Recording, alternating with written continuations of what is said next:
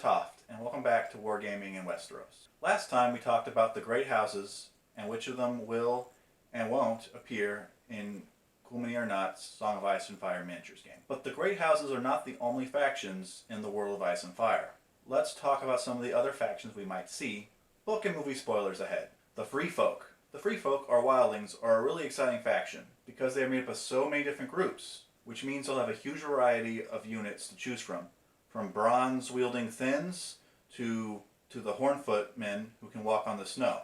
Even more exciting, they'll have access to a lot of large miniatures, like giants and mammoths, and giants on mammoths, and wildlings on mammoths. They also have chariots made of walrus bone pulled by dogs, and wargs riding polar bears, and mammoths. Did I mention the mammoths? They also have a lot of cool characters that could serve as their commander. Mance Rayder is an obvious choice, so is Tauren Giantsbane, Magnar of Thin, and the Lord of Bones will make a really cool model. There's less obvious non-combat units. I could see Ygritte or Mance Rayder serving that role, and really, they're not going to be an intrigue faction. They're going to be a swarmy, hitty faction. The Others, or the White Walkers. I know others are the canon term from the books and what the game will refer to them as, but I've been watching the show for so long that they're basically White Walkers to me. These guys will be difficult to design for the same reason House Targaryen is. All their units are super powerful. Even their throwaway unit, the Whites, just rip through normal humans in the books. Add in the Others themselves, ice spiders, reanimated bears, reanimated giants, and the Realms of Men don't stand a chance. Even though balancing this faction will be difficult, I can't wait to fight against them in the War for the Dawn. Slaver's Bay. So far, every faction we've talked about has been from Westeros. But there's a whole other continent out there. I think the faction most likely to come out of Essos is an alliance of cities from Slaver Bay.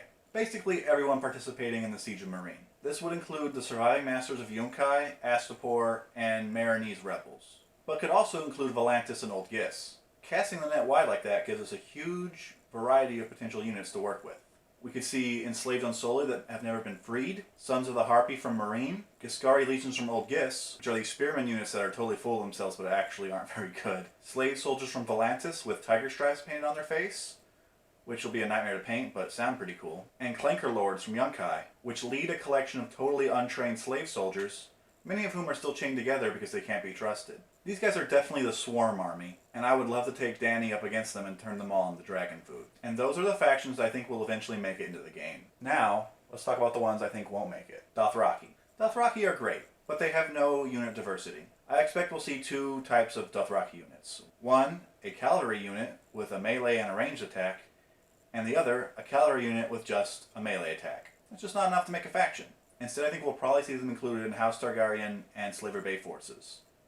But there's nothing stopping you from making an all-Dothraki force from those factions. The Night's Watch. This is the one I'm probably the least sure about. It makes a lot of sense to have them in the game so they can fight the Wildlings and the Others, but there's only 300 brothers in the Watch, so it's really hard to actually imagine them fielding an army that can face either of those forces. Also, they're all wearing exactly the same thing, black fur and black leather. That sounds so tedious to paint. Obviously, I do want to see Jon Snow and Ghost, and hopefully we see them in the Stark forces, or maybe even the Targaryens. Alright, here's some more factions we're not going to see. The Brotherhood Without Banners. There's just not enough of them to face any other army. We also won't see forces from Braavos, Ashai, Karth, Ib, or Pentos. We just don't know enough about these places. I am anticipating seeing some free companies in the game. Not as their own faction, but as mercenary units that can go to any force. Expect to see the Stormcrows, Second Sons, Windblown, the Bloody Mummers, who are associated with House Lannister, and the Golden Company, which is associated with House Targaryen, and the Golden Company have elephants. So, look out for that. So those are the factions I think will make it into the game. Between these two videos, I've named 9 factions, and the game is launching with 2, so we're obviously a long way from getting to the full 9, if we ever do. Which faction are you most anticipating seeing? If you enjoyed this video, please like and subscribe to see more videos of me speculating about the Song of Ice and Fire Miniatures game. Thanks.